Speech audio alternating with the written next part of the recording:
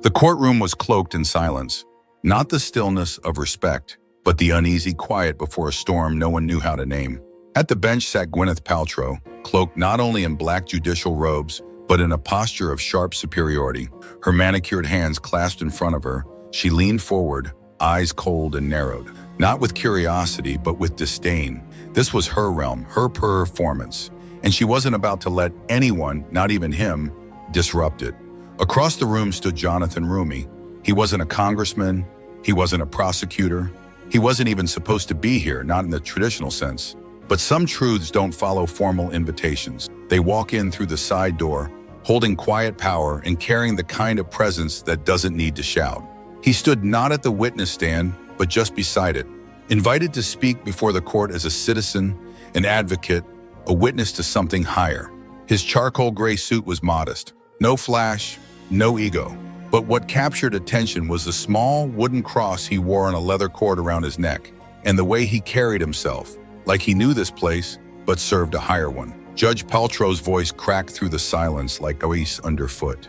"Mr. Roumie," she said, voice syrupy and sharp, "your conduct today has been thoroughly inappropriate. This is a court of law, not a sermon hall. You are turning these proceedings into performance art." The C-SPAN cameras were live. Millions watched, some confused, others already sensing this moment wasn't political at all. It was something far more uncomfortable, something sacred. Jonathan didn't react. He didn't flinch. He didn't fire back. He simply stood still, hands resting gently in front of him, eyes soft but unblinking. What happened next would shake the courtroom's foundation and, before long, much of the nation. He didn't raise his voice. He didn't deliver a fiery speech. He just reached slowly into a weathered brown satchel, one that looked more like it carried scripture than scandal, and pulled out a plain folder, the color of sand, no markings, no headlines. What he was about to say wouldn't just catch Gwyneth Paltrow off guard. It would make her pale visibly and cast a sudden stillness over the entire room. This was no longer a legal debate. This was a reckoning. Behind her bench, Judge Paltrow's posture tightened, her jaw clenched. The illusion of control began to fray, and the spectators, journalists, professors, and even seasoned court officials could feel it, a shift, a presence, the kind of silence that doesn't feel empty, but full. This wasn't about courtroom theatrics anymore. It was about conscience, and the man standing quietly at the front of the room, the actor known to millions as Jesus on screen, was about to remind the entire country what truth looks like when it refuses to hide. "Your Honor," Jonathan began, his voice soft but firm, the kind that didn't raise its volume but still made the walls listen. He used the formal address not out of obligation but respect. "I come before this court with grave concern. The Oversight Committee has received numerous accounts, troubling ones, about unexplained delays in certain high-profile cases. I must ask plainly, why do some cases move swiftly while others stall without reason?" Judge Gwyneth Paltrow's eyes narrowed. The question pierced deeper than expected, because everyone in the room knew which cases he was referring to. The ones tied to power, to politics, to privilege. Her voice responded in the tone of someone unused to being questioned. "Mr. Roumie, I would advise you to choose your words carefully," she said, each syllable lacquered in icy control. "This court operates according to law and legal protocol, not political sentiment or media frenzy." But Jonathan didn't retreat. He didn't shift his weight.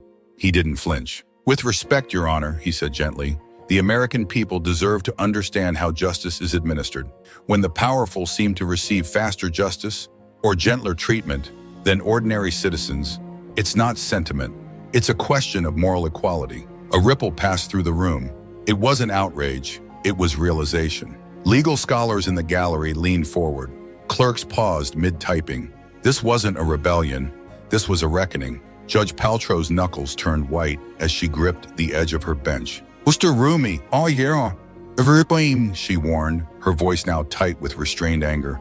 "You are treading on dangerous ground. This court is not subject to public inquiry. We are not here for spectacle." But Jonathan Roumie had faced more intimidating silences than this. The silence of grief, the silence of doubt, the silence of those who had given up on justice. "I am not here to perform," he replied quietly. "I am here because I believe truth belongs not behind closed doors, but in the light. Even if that light makes some uncomfortable." Paltrow's voice dropped, almost to a whisper, as she leaned forward, fury burning behind every syllable. "You are out of line. Sit down immediately or I will have you removed from this courtroom." But Jonathan did not sit down. Instead, he reached into his worn satchel again and slowly, deliberately pulled out a thick manila folder. It made a soft sound when he placed it on the wooden stand, but somehow it rang louder than any gavel.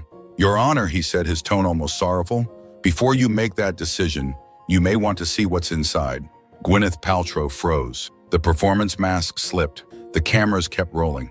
You could hear nothing, not even the air, as a quiet, trembling stillness settled over the room. Paltrow rose from her seat like a storm breaking open, slamming her gavel with force that echoed off the marble. "You are making a mockery of this court," she shouted. "This is a sacred space and you are grandstanding for the cameras. You want a stage, not justice." Still, Jonathan Roumie stood motionless, like stone in the rain. His gaze steady, his breathing calm. He wasn't resisting, he was enduring, and that made it all the more unsettling. A security guard near the front took a step forward, unsure of his role in this unraveling scene. Paltrow, noticing the movement, raised her hand sharply. "Officer, stand down." Then, with her voice lowered to a near freezing whisper, she stared at Jonathan like a queen betrayed. "You have 30 seconds to explain why I should not hold you in contempt and have you arrested right now in front of every camera, every journalist, and every soul watching this farce unfold." Millions were indeed watching, but Jonathan didn't respond right away. He looked around, not for support, but for stillness, for bearing, for clarity. He gently placed his hand over the folder and looked the judge directly in the eye. "I believe," he said softly, "what's inside this folder may shift how you view contempt and who exactly it belongs to." At that moment, Gwyneth Paltrow's face changed, not with rage, but with something more fragile. Fear. The kind of fear that arises not from threat, but from truth arriving too suddenly to deny. The courtroom, already silent, became weightless, like the moment before thunder. Whatever Jonathan Roumie was holding in that folder wasn't paper. It was accountability, and no one in that room, not even the judge, would walk away from it unchanged. Judge Gwyneth Paltrow's face had shifted from defiant crimson to something far more vulnerable, a pale stillness that spoke not of defeat, but of recognition. Not just of what Jonathan Roumie held in his hands, but what it meant. He stood quietly, holding the manila folder like it contained something heavier than documents. And in a way, it did. It held the weight of truth, and truth, when delivered with gentleness and conviction, is heavier than any accusation. "Your Honor," Jonathan said, his voice low, clear, and devastating in its calm. "Within this folder are communications obtained through lawful congressional oversight. They offer clarity, if not comfort, as to why some cases in your courtroom have moved swiftly while others have stalled." The words echoed like wind across marble. Judge Paltrow blinked, slowly, her voice brittle as glass. "Mr. Roumie, if you are suggesting what I think you are, then you are wading into waters that could end your public life entirely." But Jonathan had already crossed the shoreline, and he wasn't turning back. He opened the folder, gently, reverently, as though it were sacred, not explosive. From it, he withdrew the first pages, emails, black text on white paper. But in this context, they may as well have been thunder. "These," he said, holding the first document between careful fingers, "are internal correspondences between court administrators and officials at the Department of Justice. They do not discuss justice. They coordinate priority." A murmur rose from the legal scholars seated in the gallery. A few leaned forward, instinctively taking notes. Not one face in the room looked away. "This email," Jonathan continued, "dated 6 months ago, outlines pressure from DOJ officials, not to follow procedure, but to prioritize specific cases, not based on law, based on optics." Judge Paltrow, once seated in proud stillness, now lowered herself into her chair like a woman seeking solid ground. Her voice cracked ever so slightly. "If this is real, Mr. Roumie, why didn't you bring it through proper judicial channels?" Jonathan responded without a trace of malice, only wariness. "With respect, Your Honor, how does one report corruption to the very gates that may be shielding it?" He laid another document gently on the stand. "We tried, through oversight, through quiet requests. We were told to mind our place. Our subpoenas were ignored, and those inside, those with eyes and consciences, feared speaking into a system that no longer hears." Then the word dropped like a stone into a still pond. "Whistleblowers." The whispers began. Courtroom clerks, legal aides, reporters, professors. That word in this setting meant danger. It meant exposure. Judge Paltrow was now reading the pages in front of her with visible hesitation, like someone staring at X-rays they hope would be clean. "These are serious accusations," she said, almost as if to herself. "They are not accusations," Jonathan replied. "They are confirmations, authenticated by forensic analysts, corroborated by those still within your halls." He wasn't accusing her, he wasn't attacking her, he was freeing her from the illusion that she didn't already know. "I bring them here," Jonathan said, his voice steady as rain. "Not behind closed doors, but beneath the lights, where the people can see, where conscience has no curtain." Paltrow looked out across the room, now hyper-aware of the cameras, the microphones, the eyes. Her voice was strained. "Mr. Roumie, you are placing me in an impossible position. If I dismiss this, I seem complicit. If I pursue it, I fracture faith in the courts." Jonathan didn't flinch. "You are not in an impossible position," he said gently. "You are in the precise position every judge was born for, to listen, to weigh, not what is comfortable, but what is true." He raised the folder slightly. "There are 17 documents here, email threads, memos, even recorded calls, showing deliberate coordination between political actors and your court administrators, not to serve law, to serve timing." Now it was the judge's hands that trembled. "And what exactly do you ask of this court?" she whispered. "I ask," Jonathan said, "that this court be what it claims to be, a place where justice is blind, not to suffering, but to power." His words fell with a reverence that quieted even the security guards. The shift was complete. Judge Paltrow, who had entered the day cloaked in black robes and untouchable authority, was now the one defending her silence. Jonathan Roumie, calm and unwavering, now stood in the full gravity of someone who had spoken truth to power, not with rage, but with reverence. "I took no oath of office," he said softly, his eyes fixed not just on the judge, but on the lens of the cameras capturing everything. "But I live under the same constitution as you do, and when truth knocks, we must not pretend we're not home.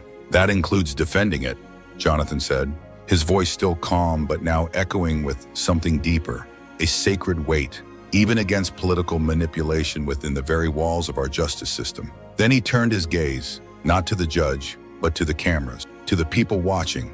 "I know you see what's happening here. You're witnessing not just a legal exchange, but the truth of how power is handled behind marble and microphones. And you will judge all of us, not by what we claim to stand for, but by what we do when it costs us." A long, raw silence fell over the courtroom. Judge Gwyneth Paltrow blinked, slowly, visibly, now understanding that she had not merely underestimated Jonathan Roumie, she had misread the nature of the moment entirely. Her voice, once sharp, was suddenly measured and uncertain. "Mr. Roumie, you've made your point, but you must understand the gravity of what you're suggesting." Jonathan nodded gently. "I understand it perfectly, Your Honor. That's why I'm standing here, under oath, in public, with evidence. Not behind screens, not on talk shows. Right here where justice is meant to be more than a word." He reached once more into the folder and then held up a final page. This document is, perhaps, the most alarming. A memo dated 3 weeks ago. The subject line reads, "Coordinating case schedules with political calendar." Gasps fluttered across the room. Reporters froze mid-keystroke. Gwyneth Paltrow's face went completely white. "You're alleging ongoing political interference?" she asked, her voice nearly inaudible. Jonathan answered without hesitation. "I'm not alleging, I'm documenting, and I'm asking this court, like any honest court would, to investigate." He paused just long enough to let the silence sink in. "Unless," he added softly, "this court believes political interference in the administration of justice is acceptable." It was masterful. Not angry, not theatrical, just undeniably true. And now, the burden of action, or inaction, was fully on her. Gwyneth Paltrow sat in stunned silence for what felt like an age. When she finally spoke, her voice had lost all grandeur. "Mr. Roumie, this court will need time to review the materials and determine the appropriate course of action." Jonathan bowed his head slightly, a gesture of reverence, not victory. "Of course, Your Honor. Those who serve the truth don't fear scrutiny, and we too stand ready to cooperate fully with whatever investigation this court finds necessary." He looked back to the cameras one last time. "This isn't about shaming the courts, it's about protecting them, because when politics infects justice, we all lose. Today was a beginning, not of war, but of cleansing." Judge Paltrow gave a weak nod, the kind you give when every other option would betray you further. Court reporters scrambled to submit transcripts. Staffers sent furious texts to Washington. And through it all, the cameras, always watching, rolled on. Moments later, the judge stood, but not like a woman in charge. Her robe swirled behind her as she exited, quickly, quietly, like someone fleeing the weight of her own reflection. It was the first time in her career she had looked truly shaken. The woman who once silenced courtrooms with a glance had just been unraveled by a man with no title and a folder full of light. Jonathan Roumie, meanwhile, calmly gathered his materials. He moved not like someone who had won, but like someone who had fulfilled a calling. No gloating, no grand statement, just clarity. As he turned to leave, a wave of reporters surged forward. "Mr. Roumie! Jonathan, do you have a statement?"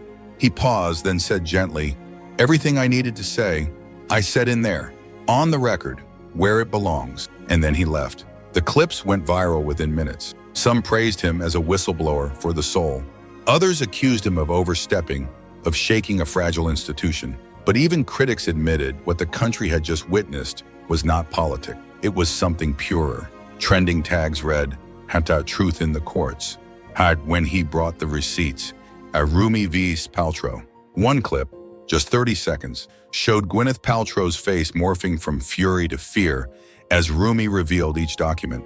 The caption read, "When power meets integrity."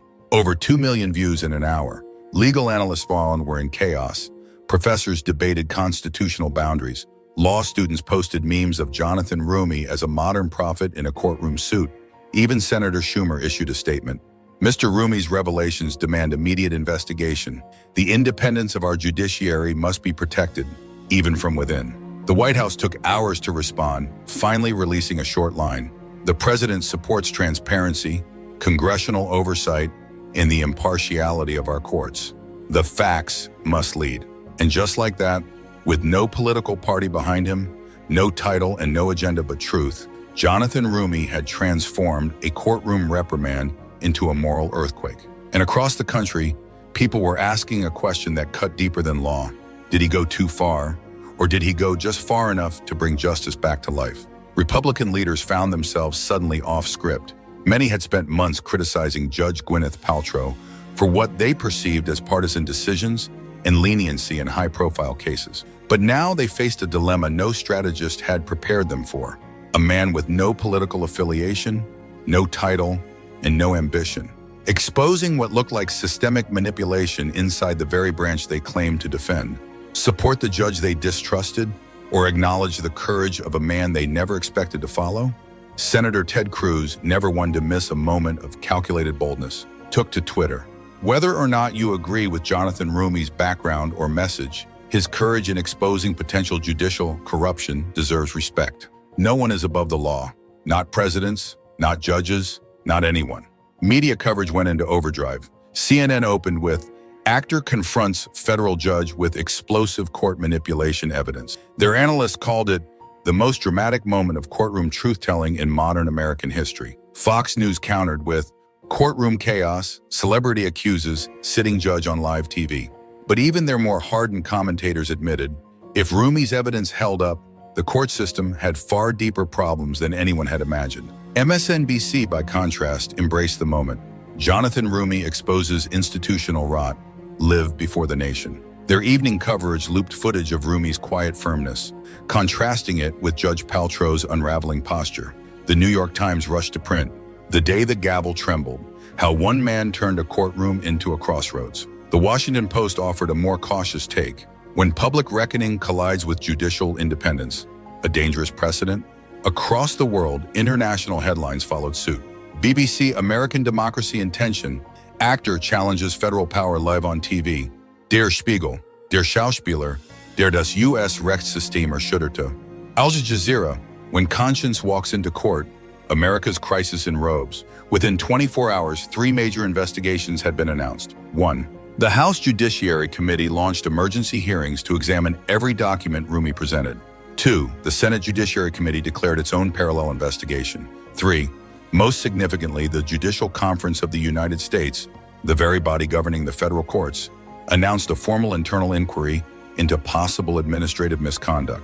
Legal scholars called it the most significant potential judicial scandal since the 1980s impeachment era. If the documents prove true, If the manipulation of court scheduling based on political optics was deliberate, it could trigger not just resignations, but criminal prosecutions and systemic reforms. The Department of Justice went into full crisis mode.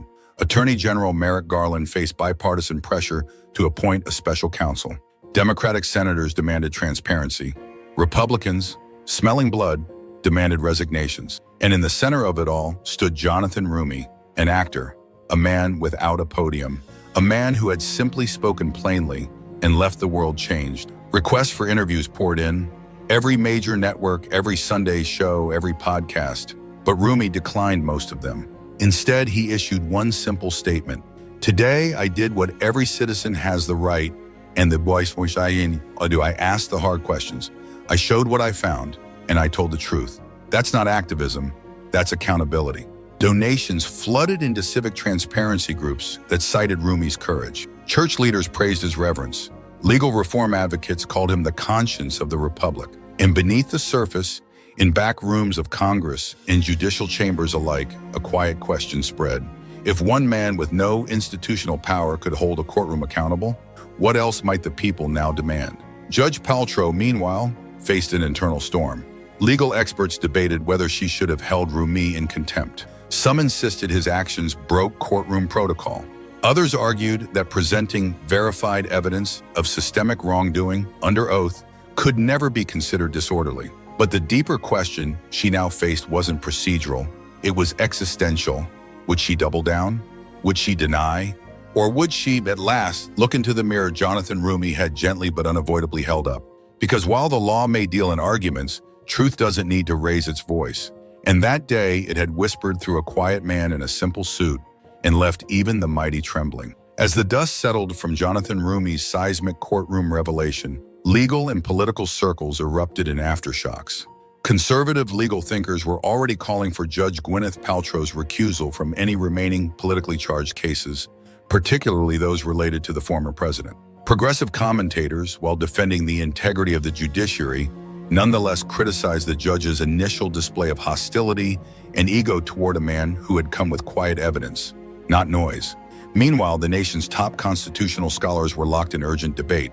Had Jonathan Roumie, an actor, a man of conscience, crossed a line by confronting a sitting judge in open court? Or had the federal judiciary become so insulated, so self-protective, that only such a direct light could reveal its cracks? Professor Lawrence Tribe of Harvard Law School called it a constitutional crisis in real time, stating that while Roumie's methods were unconventional, his documentation of political interference was precisely the kind of misconduct congressional oversight was meant to uncover. But conservative legal mind Stephen Calabresi strongly disagreed. "This is dangerous theater," he wrote. "The courtroom is not a public forum for political cross-examination. This undermines judicial independence and sets a reckless precedent." Yet even among those divided on tactics, one point found rare consensus. If the documents were authentic, they posed a profound threat to the integrity of the federal court system. But the conversation had already outgrown the courtroom. This confrontation had become a mirror, one that showed the broader tension tearing at the American Republic, the raw power of public oversight, the blinding speed of viral narrative shaping political truth, and the widening fracture between the branches of government in an age of tribalism. Progressive activists hailed Roumie's quiet resolve as proof that the next generation of conscience-driven leaders won't play by the old rules. Conservative commentators, though wary of attacking federal judges, privately admitted that if a deep state manipulation existed, they were glad someone had finally brought it to light. But regardless of ideology, everyone understood one thing. Jonathan Roumie had stepped into that courtroom, a man few in Washington had considered relevant to their world, and walked out a national moral figure. He had